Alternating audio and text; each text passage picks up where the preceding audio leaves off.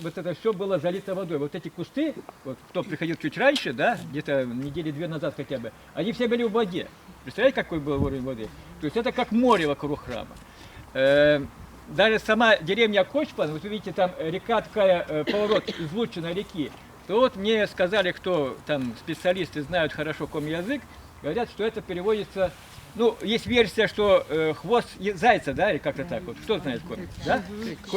Кечпен. Но вторая версия, и там даже, по-моему, диссертации какие-то писали по этому поводу, что, вернее, в диссертациях упоминали, что Кочпан это излучина реки, поворот реки. Ну вот, поворот реки, и еще мне вот недавно бабушка одна сказала о коме, что это край какого-то пастбища. Ну, пастбище, вот эти заливные луга тоже подходят. То есть название, оно не случайно вот этой деревни. И по просьбе жителей деревни Кочпан, она была от Усть-Сысольска на расстоянии, это была отдельная деревня, довольно далеко было до самого города, такая периферия. По просьбе жителей было дано разрешение построить вот храм. И, как вы видите, для храма, то, что посвящалось Богу, всегда выбиралось все самое лучшее. До сих пор это никто не отменяет. Вот всегда Богу что-то несли на освящение, не что попало, не то, что мне, или жертвовали люди что-то. Да? Для Бога всегда выбирали то, что мне больше всего самому нравится, что мне самому больше всего нужно. И уже с начала 18 века в документах упоминается, здесь была построена часовня по просьбе местных жителей. Потом в часовне пристроили алтарь. Часовня была Прокопия Праведного и Иоанна Устюжских чудотворцев. Праведных Прокопия и Иоанна Устюжских чудотворцев. Потом пристроили алтарь. Уже часовня, если с алтарем, это уже сами, вот кто знает, это храм.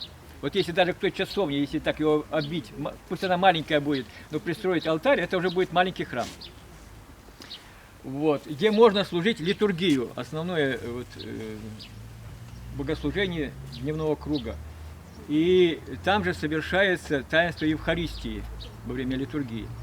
Это как бы такая центральная часть православной церкви всего богослужения. Поэтому храм осветили в честь Казанской иконы Божией Матери. И вот уже мы встречаем тоже в документах, что в 901, конечно, они были деревянные, эти часовни горели время от времени, потом люди восстанавливали что-то. Но вот последний такой пожар был в 1901 году.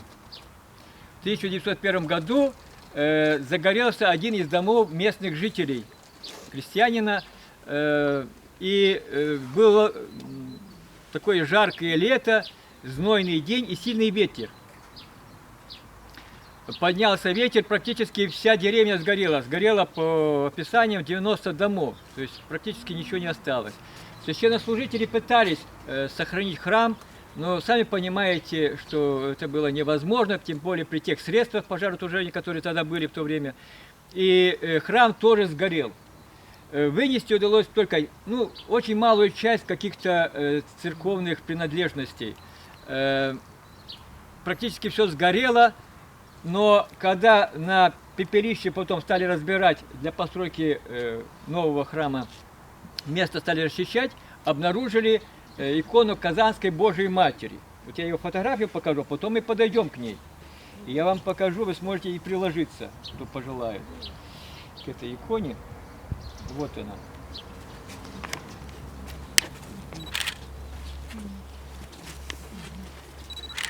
Очень почитаемая, связано это с городом Казанью, поэтому называется Казанская икона Божией Матери. И она вот практически, вот первая икона казанская, она появилась таким же образом на пожаре.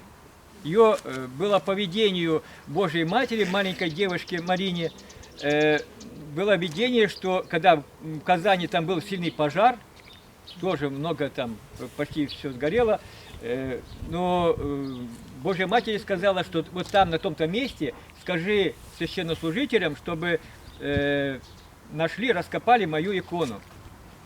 Когда стали копать, они практически взрослые не могли найти, долго там раскопки совершали, но саму икону нашла как раз вот эта девочка. икона была перенесена в храм Николая Чудотворца, а потом Иоанн Грозный дал указание построить, буквально на второй день было указание построить собор в честь Казанской Божьей Матери. Специально для этой иконы, и чтобы икона была там помещена. Вот это первая икона, которая потом, многие из вас, наверное, знают, спасала нашу страну, спасала нашу веру. Это и 612 год, и 812 год молились перед этой иконой наши воины. И сами, вот вы помните, одержали победу. И в этой войне, последней, которая очень страшная, много людей погибло, по видению митрополиту Илье, митрополит гор Ливанских, он передал нашим митрополитам, тогда еще несколько оставалось живых в Москве, и они решились пойти с этим известием Сталину, а известие было такое, что митрополит Илья задался очень такой благочестивый подвижник, он решил встать на пост, перестал есть, пить, спать до тех пор, пока ему не откроется, почему Господь допустил вот эту страшную войну, что такая чума двигается на православную страну. Люди все равно были верующие, несмотря на то, что была советская власть. И ему было открыто через несколько дней, Божья Матерь ему явилась и сказала, что это наказание за отступление от веры.